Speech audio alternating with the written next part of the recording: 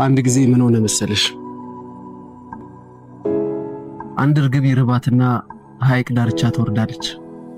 ሐይቁ ዳርቻ እንደደረሰች በለስ ይቀናትና አንድ አሳ ታጠምዳለች። አሳውን ልትበላው አፏ ጋር ስታደርሰው ያሳዝናትና መልሳ ወደ ባህሩ ትመልሰዋለች።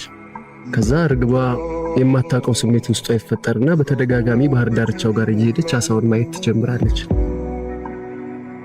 በእንደዚህ አይነት ሁኔታ ብዙ ጊዜ ከቆዩ በኋላ ተላመዱና ተፋቀሩ።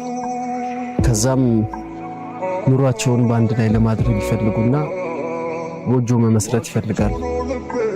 ግራ ተጋቡ። ጎጆአቸውን የት ይቀልሱት? አሳው ከባህር ከወጣ ይሞታል። እርግቧ ደግሞ ውሃ ውስጥ መኖር አትችልም። ተሳዝኑ። አትዘኝ።